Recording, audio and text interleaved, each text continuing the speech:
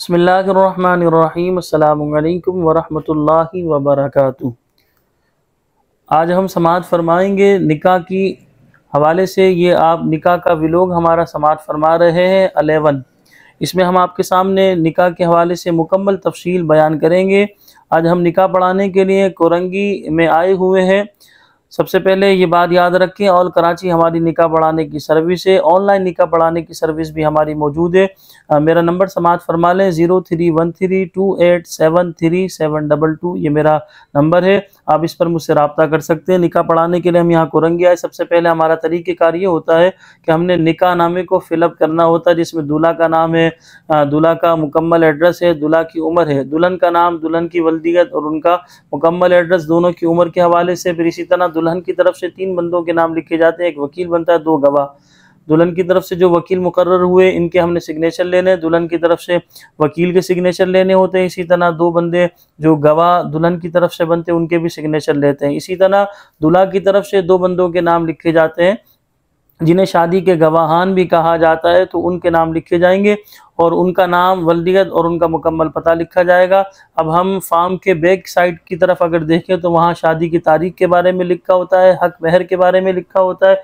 इसी तरह ये बात लिखी होती है कि जो है महर किस तरह अदा किया जा रहा है, कोई माबेन कोई शराइत पाई हैं तो वो शराइत की तफसील लिखी जाती है।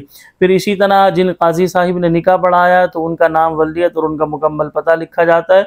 तो ये गवाहान के सिग्नेचर लेने होते हैं, ये हम सिग्नेचर ले रहे हैं, आपको स्क्रीन पर नज़र आ रहा है। दोबारा मैं इस बात को रिपीट कर दूं, ऑल कराची हमारी निकाह पढ़ाने की सर्विस है। आप कराची के किसी भी इलाके में रहते हो, निकाह पढ़वाने के लिए आप हमें बुलवा सकते हैं।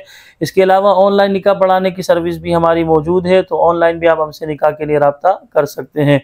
लोग हमसे ये भी मालूम करते हैं जो निकाह के फॉर्म पर सिग्नेचर किए जाते हैं वो सिग्नेचर हम उर्दू में करें या इंग्लिश में करें, तो जो आपके ID कार्ड पर सिग्नेचर है वही सिग्नेचर करें, सबसे बेहतर तरीका ये है। लेकिन अगर आपने इसके बरअक्स किया तो इसमें इतना हरज की बात नहीं, लेकिन एहतियात का तकाजा ये है कि जो ID कार्ड पर आपके सिग्नेचर है वही आप सिग्नेचर करें। तो दुल्हन की तरफ से हमने आपको बताया 3 बंदों के नाम लिखे जाते हैं, एक वकील बनता है, 2 गवाह, और ये दुल्हन के जो महारिम होते हैं उन्हीं के नाम लिखवाया करें, ये ज़्यादा बेहतर है। अच्छा, दूल्हा की तरफ से 2 बंदों के नाम लिखे जाते हैं, उनका नाम, वल्दियत और उनका मुकम्मल पता लिखा जाता है। तो वो हमने निकाहनामा पहले ही फिलअप कर लिया।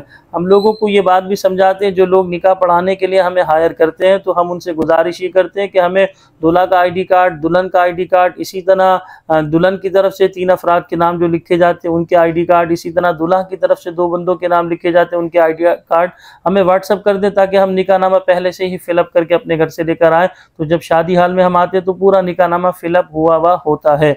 तो बाज़ लोग इस तरह कर लेते हैं, लेकिन बाज़ लोग जो है वो नहीं कर पाते। तो जो नहीं कर पाते तो हम निकाहनामा वहीं पर ही शादी हाल में या जिस जगह पर हम निकाह पढ़ा रहे हैं, जैसे अभी हम मस्जिद में ये कोरंगी की निकाह पढ़ा रहे हैं, तो इस मस्जिद में जाहिर सी बात है हमने ये निकाहनामा यहाँ पर ही पूरा फिलअप किया। और इसी तरह दुल्हन की तरफ से जो हमने सिग्नेचर लिया आपने देखे, अब दूल्हा की तरफ से सिग्नेचर लिए जा रहे हैं।